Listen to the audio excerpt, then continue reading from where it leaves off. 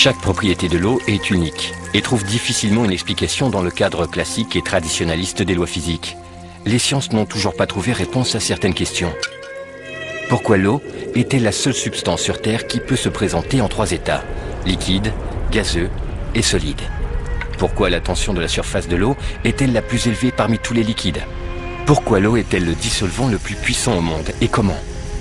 De quelle façon l'eau, défiant la gravité terrestre, est capable de remonter à l'intérieur des troncs des grands arbres, surmontant ainsi des pressions de dizaines de bars?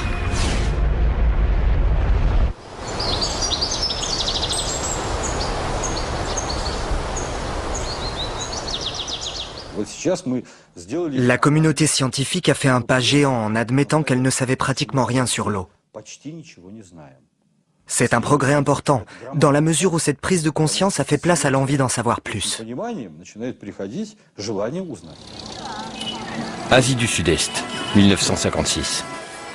Dans un laboratoire militaire secret consacré au développement et à la fabrication d'armes de destruction massive, on travaillait depuis plusieurs années à la création d'une arme bactériologique de nouvelle génération.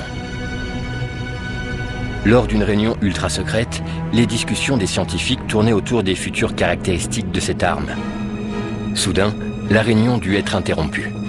Tous les participants furent subitement conduits aux urgences, présentant les symptômes d'une forte intoxication alimentaire. Une enquête fut ouverte, mais aboutit à une impasse. Les scientifiques n'avaient rien consommé, en dehors de l'eau qui se trouvait sur la table de réunion. L'eau fut alors analysée, mais aucun élément nocif n'y fut détecté. Sa composition chimique n'était que H2O.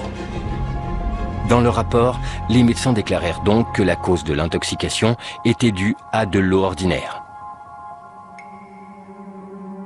20 ans plus tard, une incroyable hypothèse fut énoncée. Une hypothèse capable d'expliquer les conduites imprévisibles de l'eau. L'eau aurait une mémoire. Les expériences réalisées aux 4 coins du globe ont confirmé que l'eau a la capacité de recevoir et d'enregistrer l'empreinte de toute influence extérieure, mémorisant tout ce qui se passe dans son environnement proche.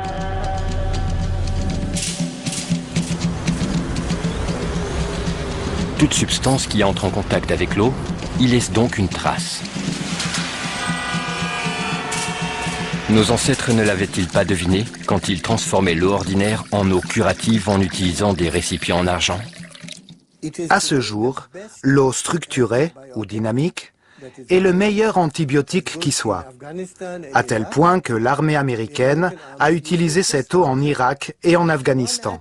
Il suffit d'une molécule sur 100 millions de molécules d'eau potable pour détruire tous les germes présents dans une plaie. Le président des États-Unis utilise de l'eau structurée pour se désinfecter les mains. Alors, je me suis interrogé, comment est-ce possible ?